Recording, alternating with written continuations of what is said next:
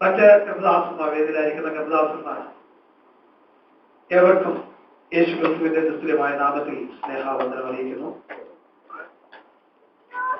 ഞാൻ ഇവിടെ വന്നപ്പോൾ എനിക്ക് പരിചയമുള്ള പല മുഖങ്ങളെ കാണുവാനിടയായി. പരിചയം എന്ന് പറഞ്ഞാൽ രക്ഷപ്പെടുത്ത ബന്ധത്തിൽപ്പെട്ട പ്രിയ കുഞ്ഞവനാണ്, പ്രിയ നാമുടിയിലാണ്. ഇവരൊക്കെ കണ്ട് സന്തോഷിപ്പാൻ ദൈവം അവസരം ഒരിക്കൽ ഓർത്ത് ഞാൻ ദൈവത്തെ സ്തുതിക്കുന്നു. ഞാൻ ഈ ദിവസം ഷാർജയിലെത്തി. എന്റെ ആദ്യത്തെ വിദേശയാത്രയാണ്. പല വർഷങ്ങൾക്ക് മുൻപ് പല തവണ എനിക്ക് വിദേശയാത്രയ്ക്ക് വേണ്ടി ഓഫർ വന്നതാണ്. ഇപ്പോൾ ആ സമയങ്ങളെല്ലാം ഞാനത് നിഷേധിച്ചു. എന്നാൽ കഴിഞ്ഞ ദിവസമാണ് ദൈവം അതിന് എനിക്ക് അവസരം ഒരുക്കിയതെന്ന് ഞാൻ വിശ്വസിക്കുന്നു. ദൈവത്തിന്റെ സമയമായപ്പോൾ ദൈവം അത് ഒരിക്കൽ ഓർത്ത് ദൈവത്തെ സ്തുതിക്കുന്നു. പ്രിയ പീറ്റർച്ചാനോടും ചേർന്ന് ഇങ്ങനെ ഒരുമിച്ച് ദൈവത്തെ സ്തുതിപ്പാൻ ദൈവം അവസരം നൽകിയല്ലോ. 2 ആഴ്ച മുമ്പ് ഞങ്ങൾ ഒരുമിച്ച് കുമ്പനാട് വെച്ച് കാണുവാനിടയായി. ഇന്ന് ഇവിടെ വെച്ച് കണ്ട് ഒരുമിച്ച് ദൈവത്തെ ആരാധിക്കാൻ ദൈവം അവസരം നൽകിയല്ലോ. ഞാൻ ദൈവത്തെ സ്തുതിക്കുന്നു.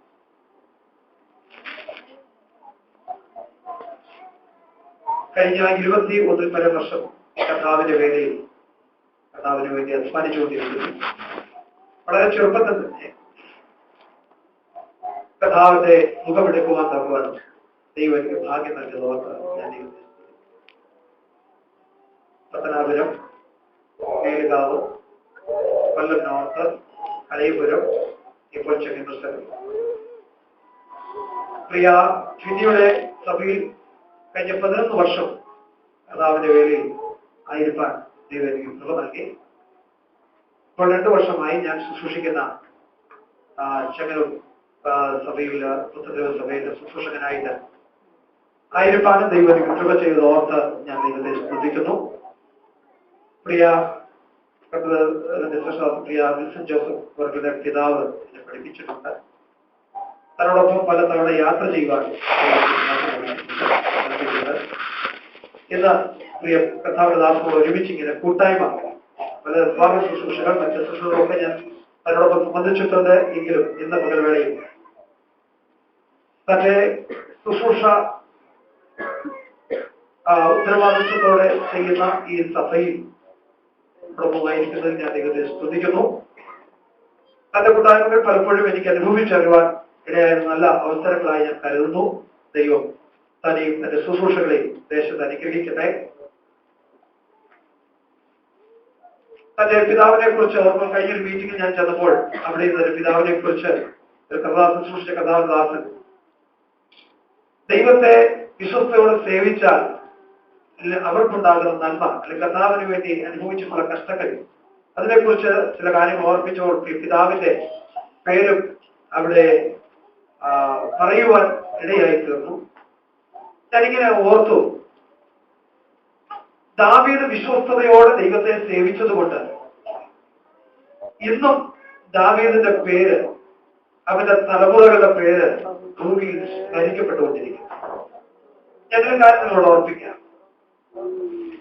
കർത്താവിന് വേണ്ടി എന്തെങ്കിലും ചെയ്തിട്ടുണ്ടെങ്കിൽ അവരെയും അവരുടെ തലമുറകളെയും മറന്നു പോകാൻ തക്കവണ്ണം നമ്മുടെ ദൈവം അനീതിയുള്ള ദൈവമല്ല.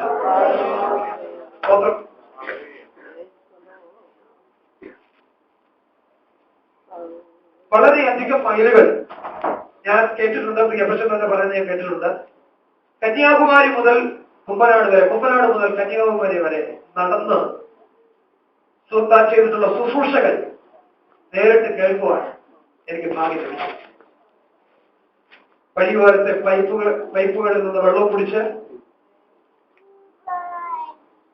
മറ്റും വഴിയോരങ്ങളിൽ നിന്ന് ലഭിക്കുന്ന ഈ കഴിഞ്ഞ ദിവസം ആ കാര്യം ഞാനിങ്ങനെ കേൾക്കുവാനിടയായി ഓർമ്മിച്ചപ്പോൾ ചെറിയ വെള്ളയ്ക്ക അതിന്റെ മോടം കടിച്ചു തിന്ന് വഴിയരികിലെ വെള്ളവും കുടിച്ച് നടന്ന് വെയിലും മഴയും ഏറ്റ് കർത്താവിന്റെ വേല ചെയ്തു. തന്നിമിത്തം ഇന്നും സ്മരിക്കപ്പെടുന്ന, പെന്തക്കോസ്ത് പ്രസ്ഥാനങ്ങളിൽ സ്മരിക്കപ്പെടുന്ന പ്രധാനപ്പെട്ട ഒരു പേരാണ് BT ജോസഫ്. അതോടൊപ്പം തന്നെ തലമുറകളുടെ പേരും പ്രസ്താവിക്കപ്പെടുന്നതിൽ ഞാൻ പറഞ്ഞു വന്നതിന്റെ താല്പര്യമേ ഉള്ളൂ. ദൈവത്തെ വിശ്വസ്തയോടെ സേവിക്കുക. ദൈവത്തിന് വേണ്ടി എന്തെങ്കിലും ചെയ്തിട്ടുണ്ടെങ്കിൽ അവരെ മറന്നു പോകുവാൻ തക്കവണ്ണം അനീതിയുള്ളവനല്ല നമ്മുടെ ദൈവം. സ്തോത്രം. കഥാവിന്റെ ദാസന്റെ ശുശ്രൂഷകളെ ദൈവം മാനിക്കട്ടെ. അതുപോലെ തന്നെ ടൈറ്റസ് മാസ്റ്റർ പ്രദേശമാണല്ലോ ചെങ്ങന്നൂര്. അദ്ദേഹത്തിന്റെ പിതാവ്, വല്യപ്പച്ചൻ, പാപ്പൻ ഒക്കെ ഞാൻ ശുശ്രൂഷിക്കുന്ന സഭയുടെ അംഗങ്ങളാണ്. പ്രിയ പിതാവ് ഫെലോഷിപ്പിൽ ശുശ്രൂഷിക്കുന്നു. ഇങ്ങനെ സന്തോഷത്തോടെ തന്നോടൊപ്പം ആയിരിക്കുന്നതിൽ ഞാൻ ദൈവത്തെ സ്തുതിക്കുന്നു. ദൈവം അനുഗ്രഹിക്കട്ടെ. വളരെ വർഷങ്ങൾ പഴക്കമുള്ള ഒരു സഭയിൽ ഈ ചെറുപ്പകാലത്ത് കർത്താവിന് വേണ്ടി ശുശ്രൂഷ ചെയ്യുവാൻ എനിക്ക് ഭാഗ്യം ലഭിച്ചത് ഞാൻ ദൈവത്തെ മുഖത്തുപെടുത്തുന്നു. ഒരു കാര്യം കൂടെ ഓർപ്പിക്കാം. നമ്മുടെ ഹൃദയത്തിൽ നല്ല താല്പര്യങ്ങൾ മാനിക്കുന്നത്. ഒരിക്കൽ ഞാനിപ്പോൾ ശുശ്രൂഷിക്കുന്ന സഭയുടെ മുൻപിൽ നിന്നുകൊണ്ട് അവിടെ നിന്ന് ശുശ്രൂഷിക്കുന്ന കർത്താവിന്റെ ദാസനെ കാണുവാൻ ഞാനും എന്റെ ഒരു സ്നേഹിതനായ കർത്താവിനോട് ചെന്നിട്ട് ഞങ്ങൾ കോളിംബെൽ അടിച്ചിട്ട് അല്പം മാറി നിന്നു. കർത്താവിനോടില്ലായിരുന്നു, കർത്താവിനുണ്ടായിരുന്നുള്ളൂ. അത് തുറക്കുന്ന സമയം വരെ അല്പസമയം മാറി നിന്നിട്ട് ഞങ്ങൾ തമ്മിൽ ഇങ്ങനെ സംസാരിക്കാനിടയായി. ഏതെങ്കിലും ഒരു കാലത്ത് ഈ സഭയുടെ ശുശ്രൂഷകനായിരിക്കാൻ കഴിയുമോ എന്നൊരു ചോദ്യം ഞാൻ അവിടെ നിന്ന് ചോദിച്ചു. പക്ഷേ എന്റെ ഓർമ്മ ശരിയെങ്കിൽ 5 വർഷത്തിന് ശേഷം, 4-5 വർഷത്തിന് ശേഷം ആ സഭയുടെ ശുശ്രൂഷകനായിട്ട് ദൈവം എന്നെ അവിടെ കൊണ്ടുവന്നു. അപ്പൊ അതിന്റെ താല്പര്യം എനിക്ക് വലിയ ആളാകാനോ പ്രശസ്തിയോ പിടിച്ചു കിട്ടുവാനോ അല്ല. ഹൃദയത്തിൽ ദൈവസന്നിധാനത്തിൽ നിഷ്കളങ്കതയോടെ ദൈവത്തെ സേവിക്കുന്ന, കർത്താവിന് വേണ്ടി നിലകൊള്ളുന്ന ഒരു ദൈവ പൈതന്റെ ഹൃദയത്തിലെ താല്പര്യം ദൈവം മാനിക്കുന്നു എന്നുള്ളതാണ് അതിന്റെ സ്തോത്രം. ഹൃദയത്തിൽ ദൈവസന്നിധാനത്തിൽ പ്രാർത്ഥിച്ചിട്ടുള്ള പല വിഷയങ്ങൾക്കും ദൈവം മറുപടി തന്നിട്ടുണ്ട്. ഉപവാസ പ്രാർത്ഥന ബന്ധത്തിൽ ഇത് പകൽസമയം ദൈവത്തിലായിരിക്കുന്ന ദൈവമക്കളെ നിങ്ങളുടെ ഉറപ്പിനായി പറയട്ടെ, ദൈവസന്നിധാനത്തിൽ വിശ്വാസത്തോടെ പ്രാർത്ഥിച്ചാൽ, നിഷ്കളങ്കതയോടെ ദൈവത്തെ സേവിച്ചാൽ, പരമാർത്ഥതയോടെ ദൈവത്തെ പിൻപറ്റിയാൽ നിങ്ങളുടെ ഹൃദയത്തിലെ നല്ല താല്പര്യങ്ങളെ മാനിക്കുന്നവരാണ് നമ്മുടെ ദൈവം.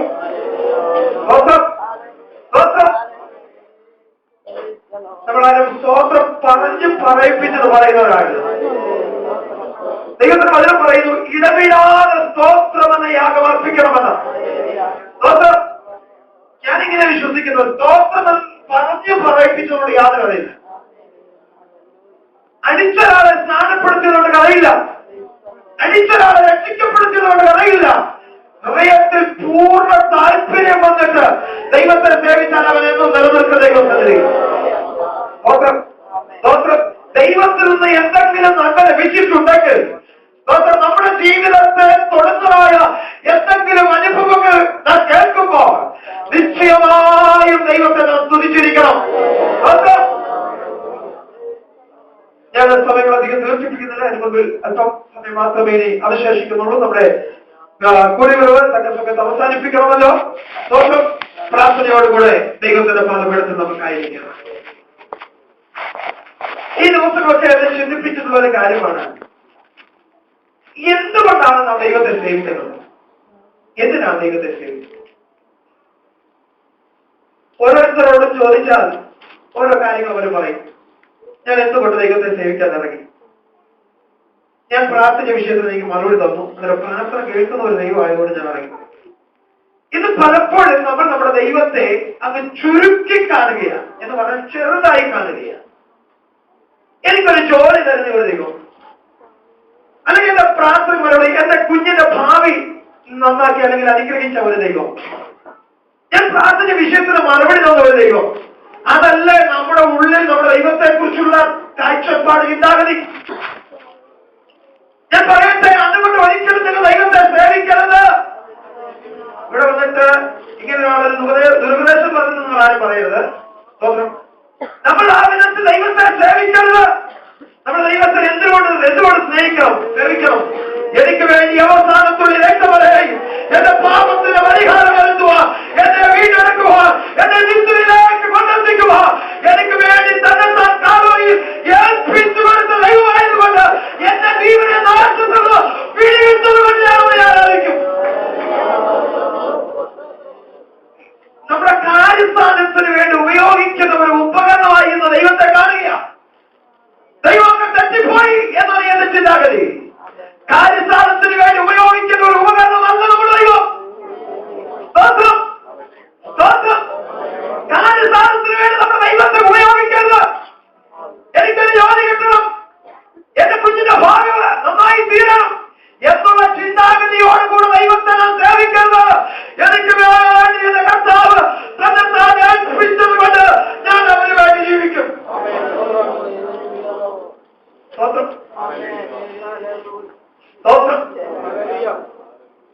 നമ്മുടെ കർത്താവിനെ നമുക്ക് വേണ്ടി തന്നെ താൻ ഏൽപ്പിച്ചു കൊടുത്ത നമ്മുടെ ദൈവത്തെ നമ്മൾ വഴിഞ്ഞ് സ്നേഹിക്കണം.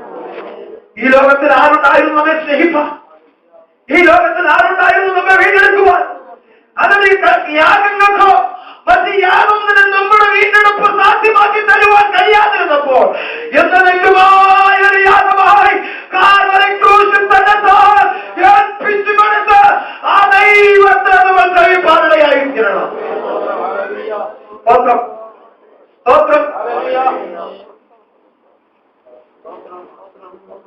നമ്മുടെ ദൈവത്തെ ആത്മാർത്ഥമായി സേവിക്കാം. നമ്മോട് തന്നെ നമുക്കൊന്ന് ചോദിക്കാം, ഞാൻ എന്തിനാണ് എന്റെ ദൈവത്തെ സേവിക്കുന്നത്? എന്തുകൊണ്ട് ഞാൻ എന്റെ ദൈവത്തിന് വേണ്ടി നിലകൊള്ളുന്നു? സ്തോത്രം. എന്റെ കാര്യസാധ്യം എന്തെങ്കിലുമാണോ കർത്താവേ? അങ്ങനെയെങ്കിൽ ഞാൻ തെറ്റിപ്പോയി. എനിക്ക് വേണ്ടി അങ്ങ് തന്നെ താൻ ഏൽപ്പിച്ചു കൊടുത്ത നിമിത്തം അങ്ങേ സ്നേഹിപ്പാൻ, അങ്ങേ മാനിപ്പാൻ എന്നെ സഹായിക്കണമെന്ന് നമുക്ക് ആത്മാർത്ഥമായി പ്രാർത്ഥിപ്പാനിടയാകട്ടെ. അങ്ങനെ ചെയ്താൽ അവർക്കുള്ള നന്മയാണ് നാം പ്രാർത്ഥിക്കുന്ന വിഷയങ്ങളുടെ മറുപടി. അവർക്ക് ലഭിക്കുന്ന നന്മയാണ് നല്ലൊരു ജോലി, അവർക്ക് ലഭിക്കുന്ന നന്മയാണ് നല്ലൊരു പദവി, അവർക്ക് ലഭിക്കുന്ന നന്മയാണ് അവരുടെ തലമുറകൾ ദൈവത്താൽ അനുഗ്രഹിക്കപ്പെടുന്നത്. ദാവീദ് ഇങ്ങനെ 23-ാം സങ്കീർത്തനം പറയുന്നല്ലോ, നന്മയും കരുണയും എന്റെ ആയുഷ്കാലം മുഴുവൻ എന്നെ പിന്തുടരും. ഞാനതിനെ പിന്തുടരുമെന്നല്ല പറഞ്ഞിരിക്കുന്നത്, എന്നെ പിന്തുടരും. ആരെ? ദൈവത്തെ വാസ്തവമായി സേവിക്കുന്ന, ദൈവത്തിന് വേണ്ടി പഴികളും നിന്ദകളും സഹിച്ച്, ദൈവത്തിന് വേണ്ടി അപമാനങ്ങൾ സഹിച്ച്, സ്വന്തം ഭാര്യ പോലും ബുദ്ധിച്ചു പറഞ്ഞപ്പോ, മറ്റുള്ളവർ ഒക്കെ തനിക്ക് വിരോധമായി തീർന്നപ്പോ, തന്റെ മകൻ പോലും തനിക്കെതിരെ തിരിഞ്ഞപ്പോ ദാവീദ് ദൈവത്തെ വിട്ടില്ല. അപ്പോൾ ദൈവത്തെ മുറുകെ പിടിക്കുന്നത്. അവന്റെ ഭാര്യ പറഞ്ഞു, നിന്റെ ദാസന്മാരുടെ ആശീർവാദവുമാരെ ഇപ്പോൾ നിന്നെ തന്നെ നീ അനാവൃതനാക്കിയിരിക്കുന്നു, നീ അതിനെ കൊണ്ടാക്കിയിരിക്കുന്നു. ഹല്ലേലൂയ. ഈ രസം ചോദിക്കുമ്പോ അവളോട് അവന് പറയാനുള്ളത്, നിന്റെ അപ്പനെ തള്ളിക്കളഞ്ഞിട്ട് ഹല്ലേലൂയ അവന് ശ്രേഷ്ഠന്മാരായ ഒരുവനെ എടുക്കുവാൻ എന്റെ ജ്യേഷ്ഠന്മാരുടെ കൂട്ടത്തിലുണ്ടായിരുന്നു, എന്റെ വീട്ടുകാരുടെ കൂട്ടത്തിലുണ്ടായിരുന്നു, എന്റെ നാട്ടുകാരുടെ കൂട്ടത്തിലുണ്ടായിരുന്നു. പക്ഷെ അതിനേക്കാൾ ഉപരിയായി ഒന്നുമില്ലാത്ത സമ്പത്ത് കൊണ്ട് ഉന്നത നിലയിരുന്നവർ, സൗന്ദര്യം കൊണ്ട് ഉന്നത നിലയിരുന്നവർ, ആൺബലം കൊണ്ട് ഉന്നത നിലയിരുന്നവർ, അവരെ എല്ലാം തള്ളിക്കളഞ്ഞിട്ട് കാട്ടിൽ വനാന്തരങ്ങൾ മരുഭൂമിയിൽ ആളുകളെ മേയിച്ചുകൊണ്ടിരുന്ന സ്ഥാനത്ത് നിന്ന് എന്നെ പിടിച്ചുകൊണ്ടുവന്ന് ഈ സ്ഥാനം തിരിച്ച് ഞാൻ ദൈവം ആരാധിക്കുന്നു. ദൈവമക്കളെ, നമ്മളെക്കാൾ ശ്രേഷ്ഠമാരില്ലായിരുന്നു ഒരുപാട്, ഉന്നതന്മാരില്ലായിരുന്നു ഒരുപാട്. നമ്മുടെ കുടുംബത്തിൽ, നമ്മുടെ ദേശത്ത് നമ്മെക്കാൾ ശ്രേഷ്ഠമാരില്ലായിരുന്നു. എന്തുകൊണ്ട്? അതിനോട് നമ്മെ തെരഞ്ഞെടുത്തു. എന്നെയും നിങ്ങളെ എന്തുകൊണ്ട് തെരഞ്ഞെടുത്തു? എന്റെയും നിങ്ങളെ എന്റെ ദൈവത്തിന് ആവശ്യമായതുകൊണ്ട്. ദാവീദിനെ കുറിച്ച് ദൈവം പറയുന്നത്, എന്റെ ഹൃദയപ്രകാരമുള്ള ദാവീദ്. ഇന്ന് പകൽ സമയം വ്യക്തമെന്ന് ശോധന ചെയ്യട്ടെ. എന്റെ കർത്താവിനെ എന്നെ കുറിച്ച് പറയുമ്പോൾ എന്റെ ഹൃദയപ്രകാരമുള്ള ഇന്ന ആളത് നമ്മുടെ പേര് ചൊല്ലി നമ്മെ പറയുവാനിടയാകുന്നു. സ്തോത്രം, സ്തോത്രം.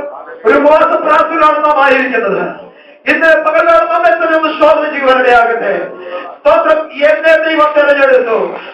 ചേട്ടന്മാർ എന്നെക്കാളും ആരോഗ്യമുള്ളവർ, ദൃഢഗാത്രന്മാരായിരുന്നവർ, സ്തോത്രം, സൈന്യത്തിൽ അഭ്യാസം ലഭിച്ചവർ എല്ലാം ഉണ്ടായിട്ടും അവരെ എല്ലാം തള്ളിക്കളഞ്ഞ ഞാൻ അവരെ തെരഞ്ഞെടുത്തിട്ടില്ല, ഞാൻ അവരെ കണ്ടിട്ടില്ല, എനിക്ക് അവർ വേണ്ട എന്ന് അവരെയൊക്കെ തള്ളിക്കളഞ്ഞപ്പോ സ്തോത്രം വനാന്തരങ്ങൾക്കിടയിൽ പിടിച്ചുകൊണ്ടുവന്ന് ഈ സ്ഥാനത്തേക്ക് അഭിഷേകം ചെയ്ത എന്ന് ദൈവത്തെ ഞാനെങ്ങനെ സ്തുതിക്കാതിരിക്കും? ഇന്ന് പകർത്തുന്ന ദൈവത്തിനായിരിക്കും ദൈവമക്കളെ. ദൈവം നമ്മെ വിളിച്ചു വിധങ്ങളോത്ത ഈ സ്ഥാനത്തേക്ക് കൊണ്ടുവന്നതാത്ത, വിളിച്ചു കൊണ്ടുവന്നാക്കിയതാത്ത നമുക്ക് ദൈവത്തെ സ്തുതിക്കാതിരിക്കാൻ കഴിയും.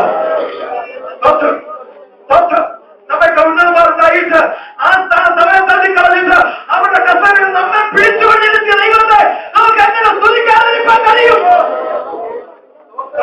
നമുക്കിന്ന് തന്ന സ്ഥാനങ്ങൾ, നമുക്കിന്ന് വന്ന ബഹുമാനങ്ങൾ, ഇന്ന് നമ്മ മഹിമകൾ, ഇന്ന് നൽകിയിരിക്കുന്ന സാമ്പത്തിക നന്മകൾ, ഇന്ന് നൽകിയിരിക്കുന്ന ആരോഗ്യം, ഇന്ന് നൽകിയിരിക്കുന്ന ആയുസ് എന്റെ ദൈവം എനിക്ക് തന്നത് ബോധ്യമുള്ള ദൈവങ്ങൾക്ക് എന്റെ ദൈവത്തെ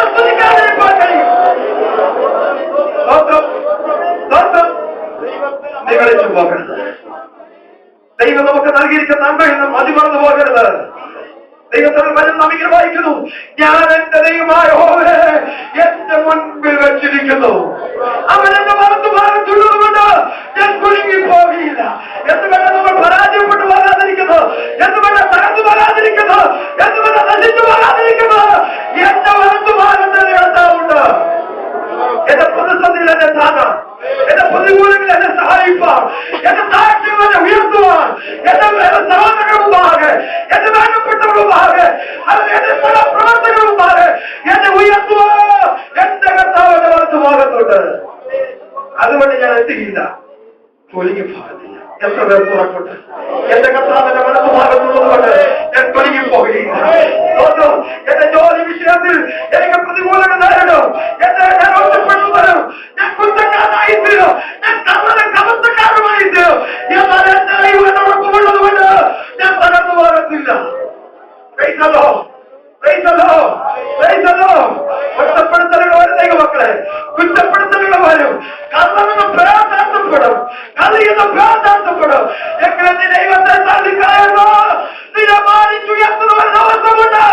രാജാവ് ബഹുമാനിപ്പാതിരിക്കുന്ന പുരുഷനെ ഇങ്ങനെ ചെയ്യുന്ന വിളിച്ചു പറയുന്ന ഒരു ദിവസമുണ്ട്. എത്ര അനുഭവങ്ങൾ നമുക്ക് ഓരോ പറയാൻ കഴിയും. നമ്മുടെ ഓരോരുത്തർ വിളിച്ച് സാക്ഷ്യം പറഞ്ഞാൽ നമുക്ക് ഓരോരുത്തർക്ക് ഇത് പറയാം. എത്ര അനുഭവമുണ്ട്. ഇതിനെല്ലാം മൂല കാരണമാരാ എന്റെ കർത്താവ്. എനിക്ക് വേണ്ടി അവസാനത്തുള്ള രക്തം വരെ ഒഴിക്കുന്ന എന്റെ കർത്താവ്. ആ ദൈവത്തെ എങ്ങനെ സ്മൃതിക്കാം. ഒരു വിടുതലോടെ വേണം ഇന്ന് പകർച്ചന്റെ ദൈവം. ഉപവാസ പ്രാർത്ഥന എന്നെ ആഴ്ചയിലുമുണ്ട്. ഞാനും പോയി ഉപവാസം ഇന്ന് പ്രാർത്ഥിച്ചു എന്നല്ല, ഇന്ന് പകർച്ചമേൽ വിടുതൽ എനിക്ക് ജീവിതത്തിൽ ആവശ്യമാണ്. ഇന്ന് പകർച്ചമേൽ വിടുതലോടെ എനിക്ക് പോകണം. ഇന്ന് പകർച്ചമേലെ പ്രശ്നത്തിന് പരിഹാരമുണ്ടാകണം. എത്ര പേർക്ക് താല്പര്യമുണ്ട്? ഹൃദയം തുടങ്ങി ദൈവത്തിനോട് വിലവിളിച്ച് ദൈവം മറുപടിയോടുകൂടെ ഇന്ന് ഓരോരുത്തർ മടക്കിയേക്കുള്ളൂ.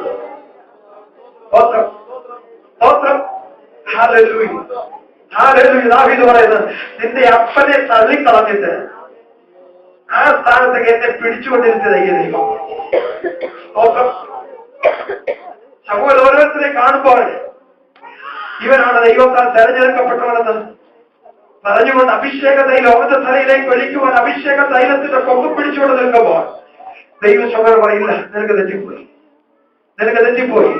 മാനുഷികമായ തെരഞ്ഞെടുപ്പാണ് നമ്മുടെ ജീവിതത്തിൽ ഉണ്ടായിരുന്നെങ്കിൽ നാം ആരും ഈ സ്ഥാനത്ത് നിൽക്കില്ല. നാം ആയിരിക്കുന്ന ഇടങ്ങളിൽ, നാം ആയിരിക്കുന്ന ജോലിസ്ഥലത്ത്, നാം ആയിരിക്കുന്ന അന്തരീക്ഷങ്ങളിൽ നമുക്കായിരിക്കാൻ കഴിയുമായിരുന്നില്ല. എന്നാൽ ഞാൻ ഒന്ന് വിശ്വസിക്കുന്നു, നമ്മുടെ തെരഞ്ഞെടുപ്പ് ഒരു മാനുഷികമായ തെരഞ്ഞെടുപ്പല്ല. നമ്മുടെ തെരഞ്ഞെടുപ്പ് മറ്റാരെങ്കിലും പ്രേരണയാലുള്ളതല്ല, പിന്നെയോ നമ്മുടെ തെരഞ്ഞെടുപ്പ് നമ്മുടെ ദൈവത്തിന്റെ തെരഞ്ഞെടുപ്പാണ്.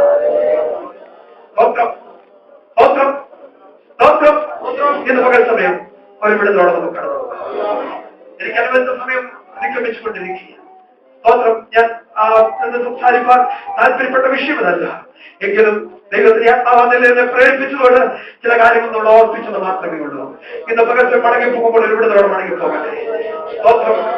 നമ്മുടെ ദൈവം പ്രാർത്ഥന കേൾക്കുന്ന ദൈവം, നമ്മുടെ ദൈവം നമ്മുടെ പ്രാർത്ഥനയ്ക്ക് മറുപടി തരുന്ന ദൈവമാണ്. ഇന്ന് പകൽ സമയം ആര് ഹൃദയം തുടങ്ങി അവനോട് പ്രാർത്ഥിക്കുന്നുവോ, ആര് മനസ്സ് തുടങ്ങി അവനോട് പ്രാർത്ഥിക്കുന്നുവോ, നിശ്ചയമായും സ്വർഗം ഇറങ്ങി വരുമെന്ന്.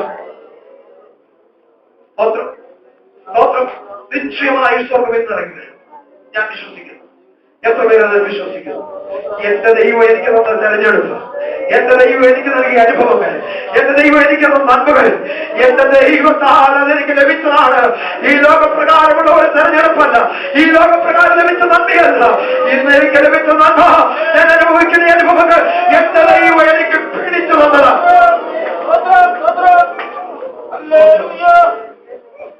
ദൈവം വായിക്കുന്നുണ്ട്, അവനെന്നെ സമ്മതിപ്പിച്ചത് കൊണ്ട് ഞാനത് സമ്മതിച്ചു. അതല്ലേ അർത്ഥം? ശരിയതല്ലേ? നമുക്ക് ആദ്യം താല്പര്യമുണ്ടായിരുന്നു ഈ ഭാഗത്തേക്ക് വരാൻ. ഇതെല്ലാം തള്ളപ്പെട്ട ഒരു കൂട്ടമായിട്ടാണ് പണ്ട് നമ്മൾ കണ്ടുകൊണ്ടിരുന്നത്. ഒരു ബഹുമാനവും ഒരു അല്ലെങ്കിൽ പുകഴ്ചയും അല്ലെങ്കിൽ യാതൊരു അർഹതയുമില്ലാത്ത അല്ലെങ്കിൽ എല്ലാവരും തള്ളപ്പെട്ട ഒരു സമൂഹമായിട്ടാണ് പണ്ടൊക്കെ നാമായിരുന്നത്. അങ്ങനെയാണ് നമ്മൾ അവരെ കണ്ടുകൊണ്ടിരുന്നത്. എന്നാൽ ഈ സ്ഥാനത്ത് വന്നപ്പോഴാണ് മനസ്സിലായി ഇതിന്റെ മഹിമ എന്നുള്ളത്, ഇതിന്റെ ശ്രേഷ്ഠത എത്രമാത്രം ഉണ്ടെന്ന് ഈ സ്ഥാനത്ത് വന്നപ്പോഴാണ് നമുക്ക് മനസ്സിലായത്. അങ്ങനെയെങ്കിൽ അത് അവനെ സമ്മതിപ്പിച്ചത് കൊണ്ട് ഞാൻ സമ്മതിച്ചു പോയതാ.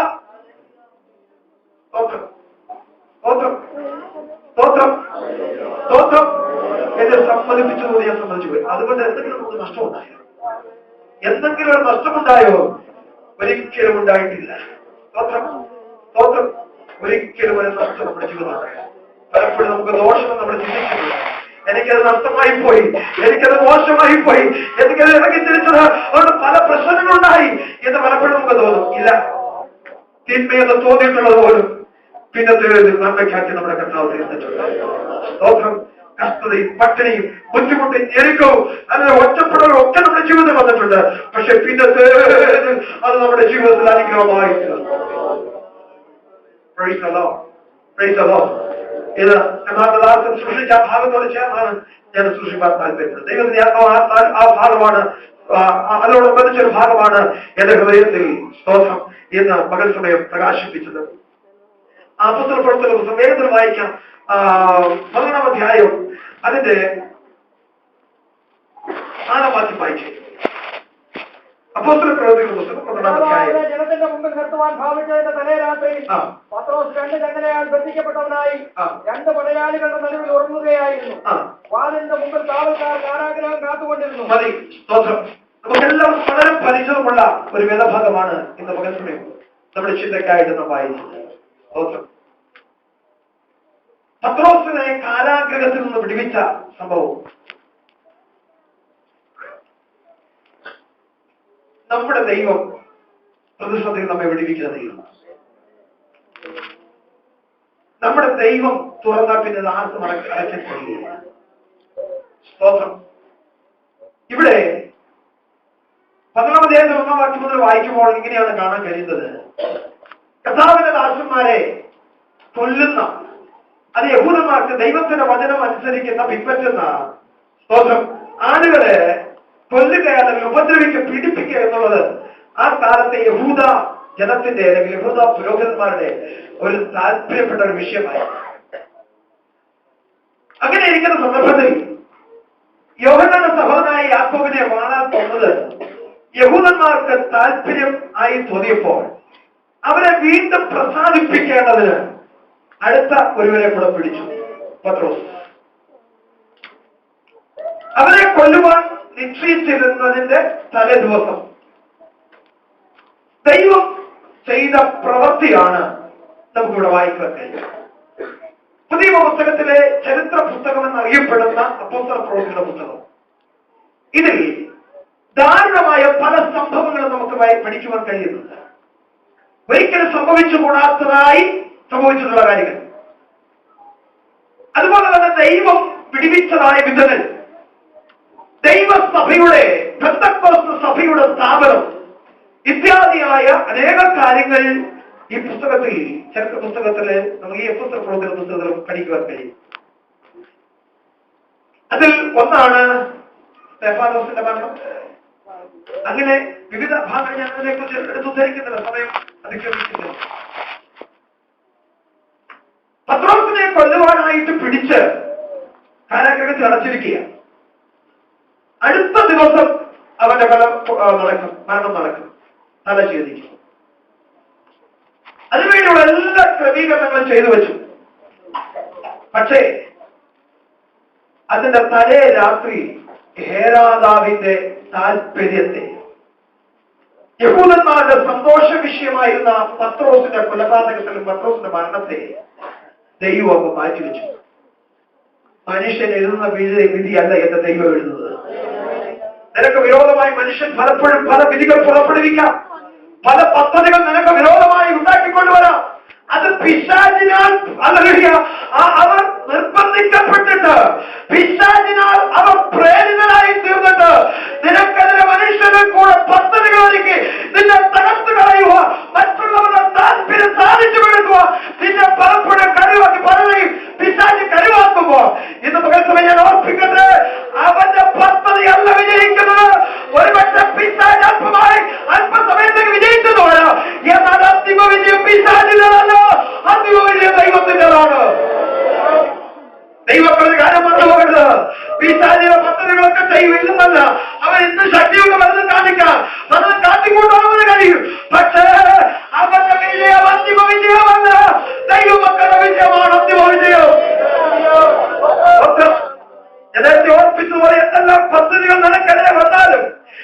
നിന്നെ തൂക്കിക്കൊണ്ട് അന്വേഷിച്ചാലും നിന്റെ കാലാഗ്രഹത്തിൽ പിടിച്ചടച്ച് ജീവനാവുന്നതിനെ അവിടെ അത് ഒതുക്കിക്കളയുവാൻ ശത്രു പരിശ്രമിച്ചാലും എന്നാൽ അതിന്റെ ഉള്ളകത്തൽ നിന്ന് നിന്നെ വിടിവിച്ച് പുറത്തു കൊണ്ടുവന്ന് ദേശത്ത് മാനിക്കുന്നവരാണ് ഞാൻ സ്ഥാപിക്കുന്ന എന്റെ ദൈവം.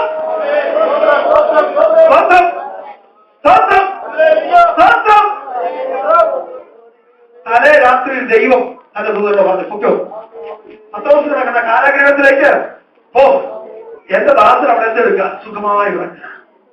നമുക്കുറങ്ങാൻ കഴിയുമോ? എന്തെല്ലാം പറയുവാൻ നമ്മള് ഇത്രയും നാൾ എന്റെ ദൈവത്തെ ഞാൻ സേവിച്ചിട്ട്, ഇത്ര വർഷമായി പ്രസംഗിച്ച് നടന്നിട്ട്, ഇത്ര നാളായിട്ട് ഞാൻ ഇതൊക്കെ ചെയ്തിട്ട് അവസാനം വാളാൽ കൊല്ലാനാ എന്റെ വിധി. ഇതാണോ ദൈവം എന്ന് നമ്മൾ ചോദിച്ചേ. പത്രോസ് എന്ത് ചെയ്യും? അവിടെ സുഖമായി കിടന്നുറങ്ങിയ. ദൈവത്തിന് ആശ്രയമുള്ള ഒരുവരും ഭയക്കേണ്ട കാര്യമില്ല. ദൈവത്തെ ശരണമാക്കിയിരിക്കുന്ന ഒരു പ്രത്യാശയുണ്ട്. അവരൊരിക്കലും ഭയപ്പെടുകയില്ല. അവൻ മരണത്തെ ഭയപ്പെടുന്നവരല്ല, അവന് മുമ്പിൽ വരുന്ന പ്രതികൂലങ്ങളെ ഭയപ്പെടുന്നവരല്ല. ദൈവത്തെ സേവിക്കുന്നത് ദൈവം. പ്രതികൂലങ്ങളുടെ നടുവിൽ ധൈര്യത്തോടെ നിൽക്കുന്നവരവിടെ ദൈവം. മുമ്പിൽ ചെങ്കടലുകൊണ്ട് പാറകൊണ്ട് പോകുന്നവരല്ല ഒരു യഥാർത്ഥ ദൈവം. മുമ്പിലെ പ്രതിസന്ധികളെ കണ്ടുകൊണ്ടത് മതിയാക്കി പോകുന്നവരല്ല ഒരാർത്ഥ ദൈവം. അത് പ്രതിസന്ധികളെ വിജയിക്കുന്നവരാണ് ഒരാർത്ഥ ദൈവം. ഇന്ന് പകർത്തമിനെ ആർപ്പിക്കണത്തവർ ഇതിൽ ഈ വിഷയത്തിൽ വിശ്വസിക്കുന്നുണ്ട്. ഒരാർത്ഥ ദൈവം അത് പ്രതികൂലങ്ങളെ കണ്ടുകൊണ്ട് പിന്മാറുന്നവരല്ല. പ്രതികൂലങ്ങൾ ജീവിതത്തിൽ വരത്തില്ലെന്നല്ല, ജീവിതത്തിൽ വരും. പ്രതിസന്ധികൾ ജീവിതത്തിൽ വരും, പ്രതികൂലങ്ങൾ കടന്നു വരും. പക്ഷെ അവയ്ക്ക് നമ്മെ ജയിക്കാൻ കഴിയുകയില്ല, നാം അവയെ ജയിക്കും. ഇവിടെ പത്രോസ് സുഖകരമായി ഉറങ്ങുക. സുഖകരമായി ഉറങ്ങുന്നതിന്റെ നടുവിൽ നിന്ന് അവരെ തട്ടി ഉണർത്തി ദൈവം പുറത്തു കൊണ്ടുവന്നു. ഒന്നും ഭയപ്പെടരുത്. ജോലിസ്ഥലത്ത് പ്രതിസന്ധിയായി ഭാരപ്പെടുന്ന ദൈവമക്കൾ, പ്രിയ സഹോദരങ്ങളെ, സഹോദരിമാരെ, നിങ്ങൾ ഭയപ്പെടണ്ട. നിങ്ങളെ അതിന്റെ നടുവിൽ നിന്ന് ഒരു പ്രശ്നവും കൂടാതെ പുറത്തു കൊണ്ടുവരുന്നവനായിട്ട് നാം സേവിക്കുന്ന നമ്മുടെ ദൈവം നമ്മെ പുറത്തു കൊണ്ടുവരുന്നവനാണ്.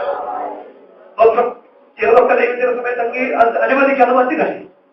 അങ്ങനെയാണെങ്കിൽ ഒരുപക്ഷെ നമ്മൾ ചിന്തിച്ചേക്കാം, എങ്കിൽ ഈ പ്രതിസന്ധിയിൽ എന്നെ കൊണ്ടുപോകാതെ എന്റെ ദൈവത്തിന് വിളിച്ചുകൂടാനോ? ഒരു കാര്യം ഞാൻ ഓർപ്പിക്കാം, ദൈവത്തിന് മഹത്വം വെളിപ്പെടുന്നത് ഞാൻ വിശ്വസിക്കുന്ന പ്രതിസന്ധിയുടെ നടുവില്ല. പ്രതികൂലത്തിന്റെ നടുവിലാണ് ദൈവത്തിന്റെ മഹത്വം ദർശിക്കാൻ കഴിയുന്നത്. ഈ പ്രതികൂലത്തിലേക്ക് നമ്മെ കടത്തിവിടാതെ ഒരു വിടുതൽ തന്നിരുന്നെങ്കിൽ നമ്മള് ഇന്ന് പോകുന്ന സാധാരണഗതിയിലൊക്കെ പോയനെ. സാധാരണഗതിയിലൊക്കെ പോയത് നമ്മളൊന്നും അറിയില്ല. എന്ന പ്രതിസന്ധിയിൽ കൂടെ കടന്നു പോകുമ്പോഴാണ് ദൈവത്തിന്റെ മഹത്വം നമുക്ക് ദർശിക്കുന്നത്. നമ്മുടെ ദൈവം ആരാണെന്ന് നമുക്ക് വെളിപ്പെട്ട് ലഭിക്കുന്നത്, അത് നമുക്ക് ബോധ്യമായി തീരുന്നത് പ്രതിസന്ധിയുടെ നടുവിലാണ്. അതുകൊണ്ട് ജീവിതത്തിൽ വരുമ്പോൾ അതെനിക്ക് വേണ്ടത് പറയരുത്, അതെനിക്ക് വേണ്ടത് കൊണ്ട് സാധിക്കുന്നത് പറയരുത്. നിനക്ക് ദൈവത്തിന്റെ മഹത്വം കാണണമോ, ദൈവിക വെള്ളത്തിൽ കാണണമോ, ഈ പ്രതിസന്ധിയിൽ കൂടെ കടന്ന് മതിയാകൂ. എന്റെ വാക്കുകൾ സമയം അനുവദിച്ച ലഭിക്കുന്നില്ല എന്തെങ്കിലും ദൈവം അനുവദിച്ച ബാക്കി പിന്നെ പറയാം എന്ന് പറഞ്ഞാൽ അതിന് ചാൻസ് ഇങ്ങോട്ട് വരാനുള്ള വഴി ഉണ്ടാക്കിയിട്ട് പോകുന്നല്ല. അങ്ങനെ എഴുതരുത്. സ്തോത്രം. ഒരിക്കലും ആഗ്രഹിക്കാത്തൊരു കാര്യമായിരുന്നത്. പിന്നെ തന്നെ പല പ്രാവശ്യം അത് സമയത്ത് സൂക്ഷിക്കുമ്പോൾ എന്നെ വിളിച്ചതാ. അന്നെല്ലാം ഞാൻ അല്ലിപ്പറ ഇപ്പോഴാണ് ദൈവം അവസരം. സ്തോത്രം. അതുകൊണ്ട് ദൈവങ്ങളെ പ്രതിസന്ധിയിലൂടെ ദൈവത്തിന് മഹത്വപ്പെടുന്നത്. പ്രതിസന്ധി നമ്മെ തള്ളിക്കളയുന്നവനല്ല ദൈവം. നമ്മൾ ഉപേക്ഷിച്ചിട്ട് പോകുന്നവനല്ല ദൈവം. നമ്മുടെ മനുഷ്യൻ അവർ നമ്മുടെ കൂടെ നമ്മുടെ കൂട്ടുകാർ നമ്മുടെ പ്രിയപ്പെട്ടവരൊക്കെ പ്രതിസന്ധി നമ്മെ കളഞ്ഞിട്ട് പോകും. നമ്മൾക്കുള്ള ആവശ്യം കഴിയുമ്പോൾ നമ്മുടെ പ്രതിസന്ധിയിൽ അകപ്പെട്ട് കഴിയുമ്പോൾ നമ്മളെ കളഞ്ഞിട്ട് പോകും. പക്ഷെ നമ്മുടെ ദൈവമോ നമ്മുടെ പ്രതിസന്ധി നമ്മെ കളഞ്ഞിട്ട് പോകുന്നവനല്ല. നമ്മുടെ പ്രതികൂലത്തിൽ നമ്മെ വിട്ടിട്ട് പോകുന്നവനല്ല നമ്മുടെ ദൈവം. അവൻ നമ്മോടൊപ്പം ചേർന്ന് നടക്കുന്നവനാണ്. അവൻ നമ്മോടൊപ്പം ചേർന്ന് നടക്കുന്നവനാണ്. ആ ദൈവത്തിന്റെ മഹത്വം ദർശിക്കാനിടയാകട്ടെ. കടന്നു പോയ ദൈവങ്ങളെ ഈ ദിവസങ്ങൾ നിങ്ങൾക്ക് ഒരുമിടുന്ന ദൈവം ഒരുക്കി വെച്ചിട്ടുണ്ട്. നിങ്ങൾക്ക് ദൈവം ഒരു പ്രവൃത്തി വെളിപ്പെടുത്തുവാൻ ഒരുക്കി വെച്ചിട്ടുണ്ട്. അത് കാണുവാൻ തക്കവണ്ണം, അത് അനുഭവിച്ചറിവാൻ തക്കവണ്ണം ദൈവകരത്തിൽ ഏൽപ്പിച്ചുകൊണ്ട് പ്രാർത്ഥനയോടെ നമുക്ക് മുന്നേറാം. ദൈവമായ കർത്താവ് നമ്മെ സഹായിക്കട്ടെ. മാതാ ഈ സമയം അനുവദിച്ചെന്ന കഥാവിന്റെ ശ്രേഷ്ഠതാർത്ഥന്മാരുള്ള എന്റെ നന്ദിയെ അറിയിക്കുന്നു.